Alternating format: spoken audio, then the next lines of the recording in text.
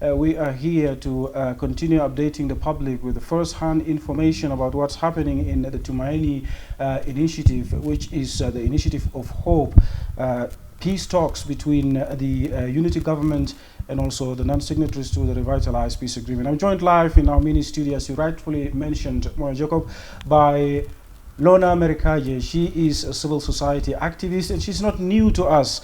She has been observing this or participating in similar discussions or negotiations back in Addis Ababa during the peace agreement, during its revitalization. And here we are today with her to have her insight briefly about the ongoing process. Welcome, Lorna, to iRadio. Thank you very much. Thanks for having me. Yes, not welcome to iRadio in Juba, welcome to iRadio in Nairobi. Thank you. All right, Lorna, let's have your observation briefly on the ongoing process based on your experience with what is happening right now, the discussions or the Tumaini Initiative between the unity government and also the non-signatories to the peace deal. Well, thank you very much. I think, as I had said earlier, my observation is that Tumaini is a peace negotiation process, and Tumaini is not different. Tumaini is following the path or the structure of peace negotiation. So my hope is that indeed Tumaini addresses the issue of hope for people of South Sudan. My observation is that this process is actually supposed to close the gaps that existed, the gaps that made other parties to hold out.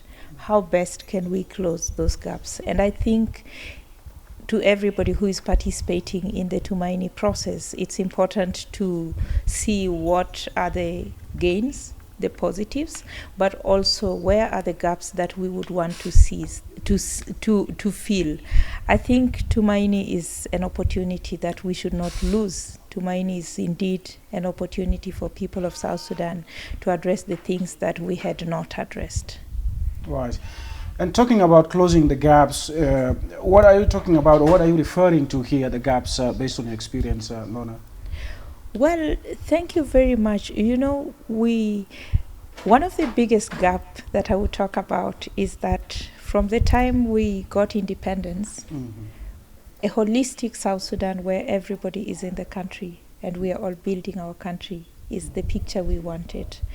But we have continued to have disgruntled groups. We have continued to have groups that have grievances that they think has not been addressed, which it's rightfully put in their own ways. And we've had issues that have been raised and led to other groups holding out, not signing on to our asses. And those issues have continued to haunt us. So for me, the fact that as a nation or as a country we still have these gaps, those are what I call gaps. Because other countries, people are building their country from diaspora, from within the country, and they are all having clear focus as to where they want the country to go. South Sudanese, we still need to build consensus. Yes, and talking about consensus, I understand today there was also a move where there was a brief plenary. Can you briefly just take us through what happened today based on what you understand, what you know so far? Well, thank you very much. I wasn't in that hall when the chief mediator was briefing the delegates, but in a nutshell, the team was here. I mean, all the parties, be it the holdout groups, government, and civil society, which is part of the stakeholders, they were here since the launch of Tumaini process initiative. And these groups have given their thoughts on different processes, on different issues, how they think the issues should be addressed, but also the gaps and the missing link between these documents, these issues. And the issues are basically related to some of the issues that our ASIS has touched on. Take, for example, the issue of governance and politics in the country, or the issue of economy, and the issue of justice. These are all issues that have been touched by RRCs. And that's why I'm saying that for me, Tumaini is a process to fill the gaps. Yeah. And talking about the issue of justice, issue of economy, issue of governance, what experience do you think this process can learn from the experience of the revitalized peace agreement, for instance? Or do you think this is the same process, or it can be a little bit different, or at least adding something onto it? I think a lot can be learned. And also the question of implementation, I would like to pick particularly on implementation, because if you look at RRCs, I would say that I have actually looked at RRCs, understand RRCs in and out. And I would say that RRCs is a fairly good document. It requires political will. It requires true nationalism and patriotism, because we cannot get it perfect from outside. But then the question is, why are we in this state today? We have not done much. And in other words, if you look at the country, the situation may even be worse. So one gap that I would say, and it's my hope that the Tumaini process will address, is having learned from the experiences of our agreements, we need to have instrument of implementation. Yes, the agreements are signed. Yes, they incorporated into constitution. But then it stops there. And it stops there because I would say that we are a nation, we are a people that have not quite adapted constitutionalism into our governance. And for us to get there, we need to develop instruments for implementation of the agreements, and also possibly to help us implement our own constitution. And if you follow the agreements, usually the agreements find their way into the constitution. And then from there, it helps to usher the country through transition.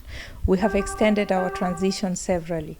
So how best can we stop this extension over extension? For me, those are things that Tumaini needs to address, the Tumaini process. Right, and what role is the civil society really playing, activist Lorna, in pushing the government for the implementation? Because you're talking about implementation, because the same Tumaini initiative is likely to be signed, and then it goes to the next phase of implementation. Let's talk about the role of civil society, of pushing hard or persuading the government to ensure that deals are implemented. Well, I think one of the lessons that we have learned, and I hope everybody has learned in the country, is that if you look at the agreement signed in 2015, we had less participation. And then the agreement signed in 2018, we had full participation. We had not full participation. We had a fair participation in the mechanisms. And I would speak on behalf of my colleagues. The role civil society have played has been very positive and really complementary in trying to push the processes. I would speak for the sake of, in the case of National Constitution Amendment Committee, I think we found it as a mechanism for civil society presence. When I talk of civil society, I'm talking about non-political stakeholders. Our presence created a way for inclusion of people's voices, for further inclusion of people's voices. So moving on, my appeal would be for Tumaini process not to lose track or not to lose sight of participation of non-political stakeholders in the process. There are people in our country who earn less than $5. Is that prosperous? We need to ask ourselves, both government and those who are holding out, is that prosperous? And I would not wait for them to answer. I want to say that it's not prosperous. And it's not just, because we also have multi-millionaires who are South Sudanese. They got these millions after independence. Before they were not rich. We were together with them, we saw them. So I'm not saying that, there's nothing much I can say, but the question of accountability is very important. This country belongs to all of us. justice. Share it equally, equitable distribution of resources. Today, I saw a picture this morning where two gentlemen carried one of their own, literally the traditional way. And that's a country which is oil rich.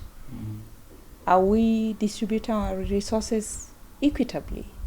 Are we thinking about liberty? Because those people are still not free to get health care, you know. They still live as if they're being oppressed. So the question is, Tumaini process, we need to constantly remind ourselves that whichever proposal that gets its way into the final document must and has to take care of the welfare of the people in the country. Yes, and during the launch of this initiative, President Salva Kiir talked about this process has to be inclusive, a democratic process, and he emphasized on inclusivity.